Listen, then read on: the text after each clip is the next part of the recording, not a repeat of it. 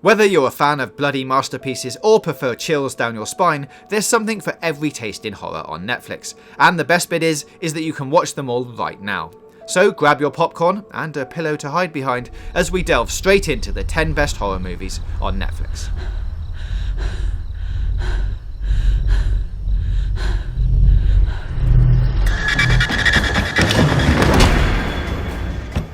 Hush. A secluded house in the middle of nowhere, a family terrorised by an outsider trying to drive them slowly mad before offing them one by one. You've probably seen this premise unravel 1,000 times before, but you won't have seen it delivered through such a unique twist. Mike Flanagan's follow-up to the superb Oculus uses the bare bones of that idea with a deaf woman as the lone character, singled out by a masked madman. Without access to that one sense, which most horror films rely on to convey fear, things get inventive. And by that, I mean utterly terrifying.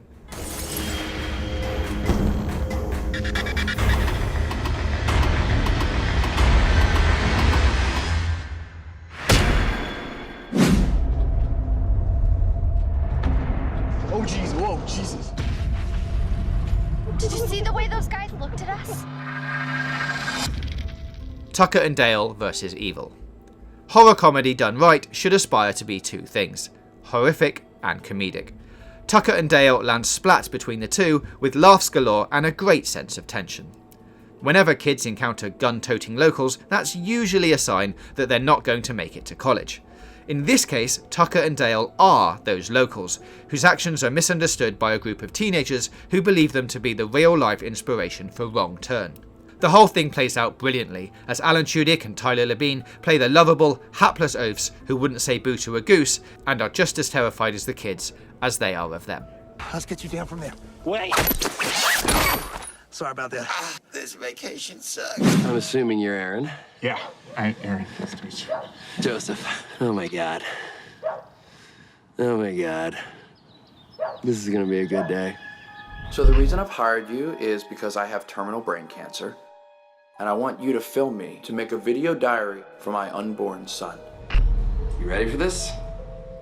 Creep. This story of a freelance videographer who accepts work from a dying man isn't strictly a bloody affair, but an intense study of how little privacy we're afforded in the modern digital age, and how you'll absolutely need a spare pair of pants if you make it through to the end. But make sure you don't miss the final encounter between the two. It's really haunting stuff.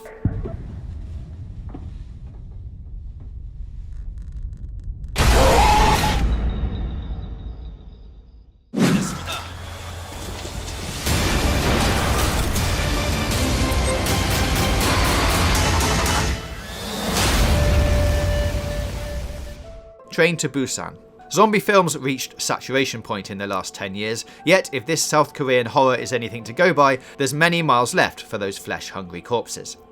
Imagine Snowpiercer crossed with 28 Days Later, and you're somewhere close to Train to Busan, where a bunch of strangers unite to fend off a gaggle of zombies invading their train.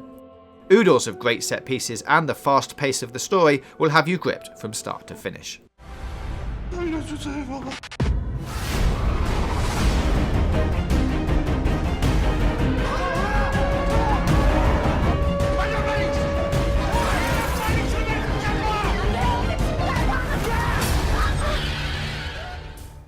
There's nothing to be afraid of.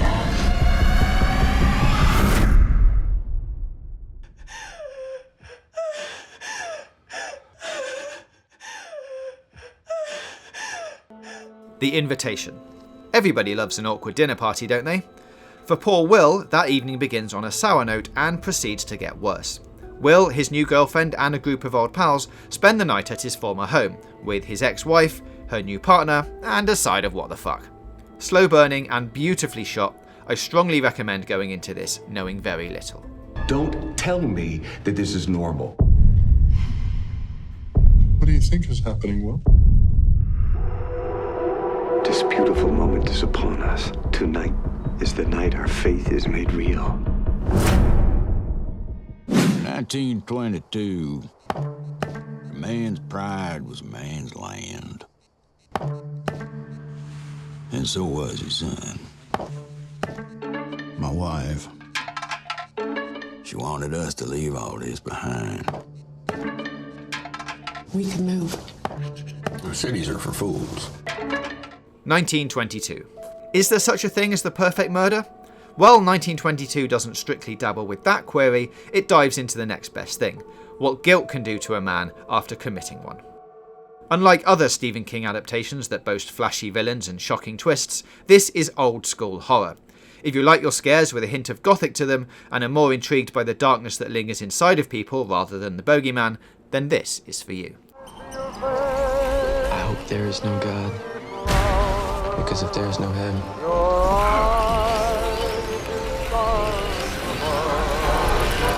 there's no hell.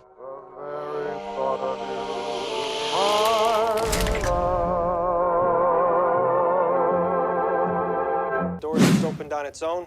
Give us a sign that you want to communicate with us.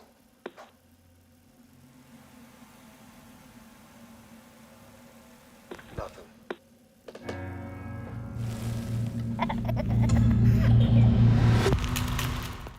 The Conjuring.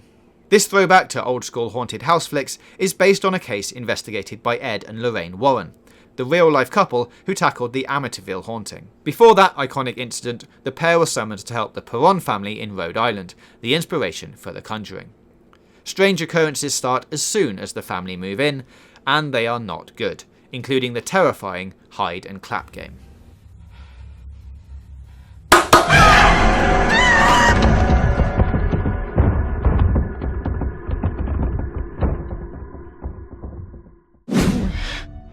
Gerald? What? What's happening? Gerald! Gerald's Game. Perhaps the most loyal Stephen King adaptation, Gerald's Game consists mostly of a woman chained to a bed, alone in the middle of nowhere. That woman is Jessie, whose husband Gerald drives her to a peaceful retreat for a weekend of nookie and $200 steak. His ticker gives up and she's left handcuffed to the bedpost with only a strange dog for company. Oh, and a creeping demon that lurks in the shadows when night falls. You just have to remember.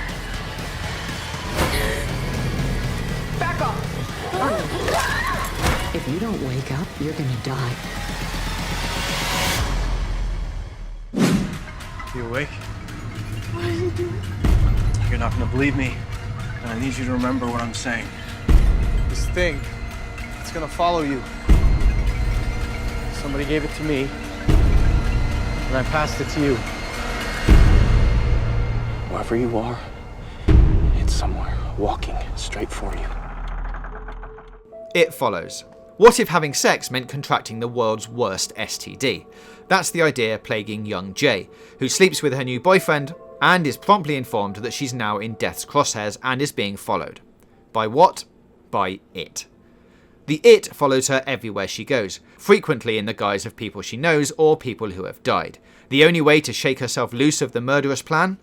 Pass on the curse by sleeping with someone else. Mom? No, it's me. Everything's okay. Is this what you're looking for?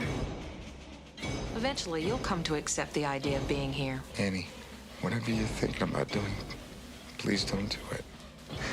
Annie, for God's... Shh, darling. Trust me. God's sake. It's for the best.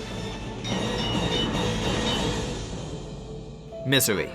One of those rare Stephen King adaptations that brings to life all the best parts of the novel while adding its own elements of fear.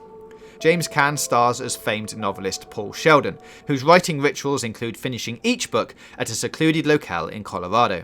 This time, as he begins to drive home, his car hits a storm and he's forced to drive off into a ravine. Luckily for him, his #1 fan is there to save him and nurse him back to health. Well, in her own special way, that is. This is a near-perfect page-to-screen horror movie. And that's the 10 best films on Netflix right now, so if you're looking for scares, you can't go wrong with a movie from this list.